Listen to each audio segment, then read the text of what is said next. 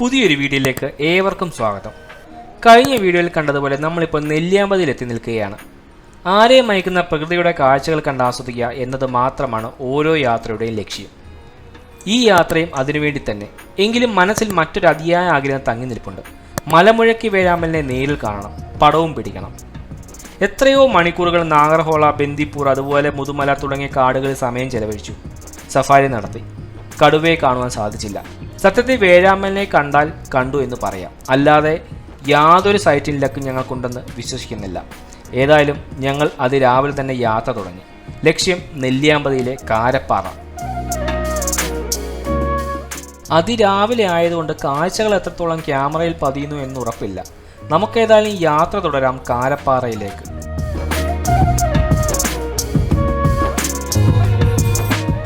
സത്യം പറഞ്ഞാൽ ഉള്ളിൻ്റെ ഉള്ളിൽ ചെറിയ ഭയമുണ്ട്. വിജനമായ റോഡ്, നല്ല മഞ്ഞ്, നേരം വെളുത്തിട്ട് പോലുമില്ല. റോഡ് കാണാം എന്ന് മാത്രം. പിന്നെ സ്ഥലം നെല്ലിയാമ്പതിയിലെ കാരപ്പാറ റൂട്ട്. പലരും പറഞ്ഞറിഞ്ഞത് ആന സ്ഥിരം ഇറങ്ങുന്ന വഴിയാണ് എന്നൊക്കെയാണ്. ഏതായാലും വളരെ ശ്രദ്ധയോടെ വളരെ പതുക്കെ ഞങ്ങൾ മുന്നോട്ട് നീങ്ങി.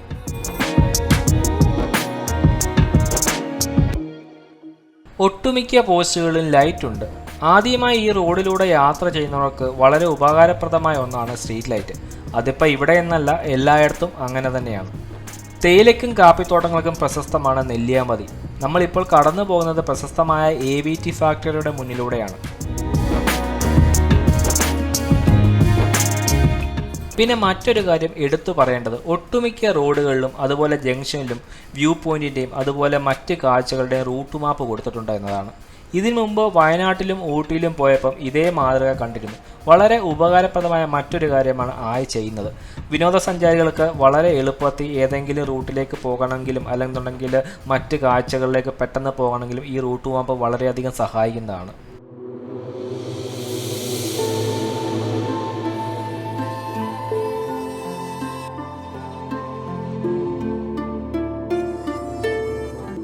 ഇനി നമുക്ക് ബേസിക്കായ കുറച്ച് കാര്യങ്ങൾ നോക്കാം. നെല്ലിയാമ്പതിയിലെ പ്രധാന ആകർഷണങ്ങളിൽ ഒന്നാണ് കാരപ്പാറയും അവിടുത്തെ തൂക്കുപാലവും ഒക്കെ. അതുപോലെ പോകും വഴിയിലെ തേയിലത്തോട്ടങ്ങളും കാപ്പിത്തോട്ടങ്ങളും അവിടെ പാടിപ്പറന്ന് നടക്കുന്ന നമ്മുടെ മലമുഴക്കി വേഴാമ്പലുമൊക്കെ. നെല്ലിയാമ്പതിയിൽ നിന്നും ഏകദേശം 8 കിലോമീറ്റർ മാത്രമാണ് കാരപ്പാറയിലേക്കുള്ള ദൂരം.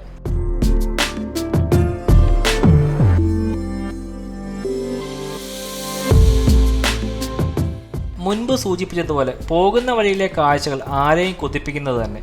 ഇടുങ്ങിയ റോഡിൻ്റെ ഇരു സൈഡിലും വളർന്നു നിൽക്കുന്ന കാപ്പിത്തോട്ടങ്ങളും തേയിലത്തോട്ടങ്ങളും അതുപോലെ റോഡിൻ്റെ സൈഡിൽ പലയിടത്തായി കാണപ്പെടുന്ന ചെറിയ തോടുകളും കലുങ്കുകളും പിന്നെ ഒപ്പം വേഴാമ്പലിനെ കാണണേ എന്ന ആഗ്രഹവും എല്ലാം കൊണ്ടും നമ്മുടെ യാത്രയെ കോരിത്തിരിപ്പിക്കും, അത് തീർച്ചയാണ്.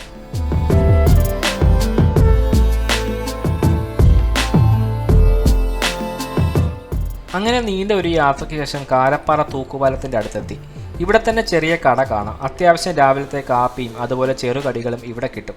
ചോദിച്ചറിഞ്ഞത് പ്രകാരം ഇത് KSRTC ബസ് റൂട്ടാണ്. സ്വന്തം വാഹനത്തിൽ വരുന്നവർക്ക് മാത്രമല്ല, അല്ലാത്തവർക്കും ബസ്സിൽ വന്നാൽ ഈ സ്ഥലം സന്ദർശിക്കുവാൻ സാധിക്കുമെന്നത് വലിയൊരു കാര്യമാണ്.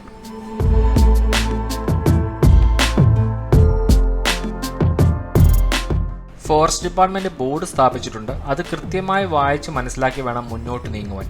പുഴയിൽ ഇറങ്ങുന്നത് നിരോധിച്ചിരിക്കുന്നു എന്നാണ് രേഖപ്പെടുത്തിയിരിക്കുന്നത്. മുൻപ് പല അപകടങ്ങൾ ഇവിടെ സംഭവിച്ചിട്ടുണ്ട് എന്നാണ് ചോദിച്ചപ്പോൾ അറിയാൻ കഴിഞ്ഞത്. ഏതായാലും അത് വായിച്ചു മനസ്സിലാക്കി മാത്രം മുന്നോട്ട് പോകുക. ഒരു അപകടങ്ങളും ഉണ്ടാകാതെ എല്ലാ യാത്രയും സന്തോഷത്തോടെ നമുക്ക് പര്യവസാനിപ്പിക്കാൻ സാധിക്കണം. അതാണ് ഓരോ യാത്രയുടെയും നമ്മുടെ ലക്ഷ്യം.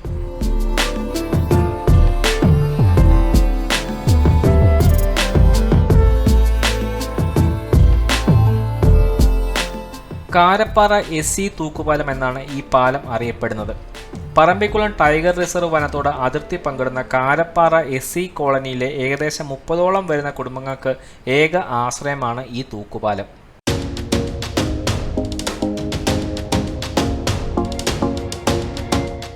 ഇതിനു മുമ്പും പല തൂക്കുപാലങ്ങളും കണ്ടിട്ടുണ്ട്. എന്നാൽ ഇതിൻ്റെ ഭംഗി അതൊന്നും വേറെ തന്നെ. തൂണുകളിൽ ബന്ധിപ്പിച്ചിരിക്കുന്ന ചങ്ങലകളിൽ നിന്ന് ഭാരം വഹിക്കുന്ന പ്രധാന ഭാഗങ്ങൾ തൂക്കിയിട്ട പാലങ്ങളെയാണ് സാധാരണയായി തൂക്കുപാലം എന്ന് പറയാറുള്ളത്. വായിച്ചറിഞ്ഞത് പ്രകാരം 1800കളുടെ തുടക്കത്തിലാണ് ഇത്തരത്തിലുള്ള പാലത്തിൻ്റെ ആദ്യകാല മാതൃകകൾ കേരളത്തിൽ നിർമ്മിച്ചത്. ഇപ്പോൾ പല സ്ഥലങ്ങളിലും ഇത്തരത്തിലുള്ള തൂക്കുപാലങ്ങൾ നമുക്ക് കാണുവാൻ സാധിക്കും. പല സ്ഥലങ്ങളിലെയും തൂക്കുപാലങ്ങൾ പ്രകൃതിയോട് ഇണങ്ങിച്ചേർന്ന് തന്നെ നിൽക്കുന്നവയാണ്.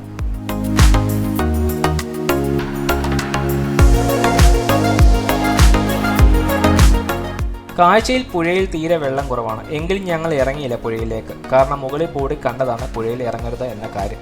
വെറുതെ എന്തിനാ. നമുക്കേതായാലും തൂക്കുപാലമൊക്കെ എങ്ങനെയുണ്ടെന്ന് കണ്ടു നോക്കാം.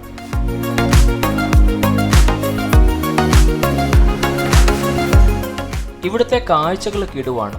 ഇരു സൈഡിലും കാടിൻ്റെ സാദൃശ്യം, പിന്നെ താഴെക്കൂടെ ഒഴുകുന്ന പുഴ, എല്ലാം കൊണ്ടും മനോഹരം. ഏതായാലും ഇവിടുത്തെ കാഴ്ചകൾ പകർത്തി പിന്നീട് ഞങ്ങൾ പോയത് വേഴാമ്പലിനെ തേടിയാണ്. ആ കാഴ്ച കൂടെ നമുക്ക് കാണാം.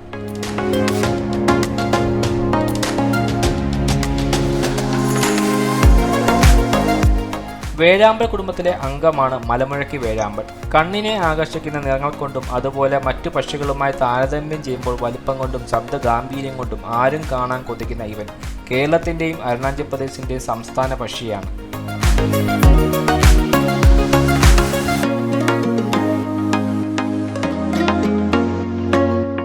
മലകളിൽ പ്രതിധ്വനിക്കുമാറുള്ള ശബ്ദവും ഹെലികോപ്റ്റർ പറക്കുമ്പോഴുള്ള ശക്തമായ ചിറകടിയർച്ചയുമൊക്കെയാണ് ഇവയ്ക്ക് മലമുഴക്കി എന്ന പേര് സമ്മാനിച്ചത്.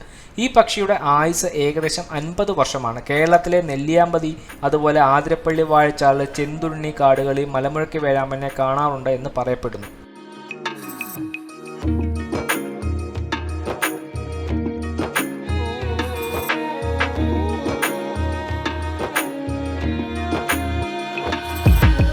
മലമുഴക്കി വേഴാമ്പലിൻ്റെ കാഴ്ചകൾ കൂടെ കണ്ട് നമുക്ക് ഈ വീഡിയോ വൈൻഡപ്പ് ചെയ്യാം.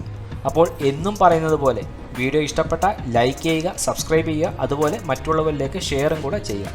അവസരം കിട്ടുമ്പോൾ യാത്രകൾ തുടരുകയാണ്. നമുക്ക് ഏതെങ്കിലുമൊക്കെ യാത്രയിൽ എവിടെങ്കിലുമൊക്കെ വെച്ച് കണ്ടുമുട്ടാം.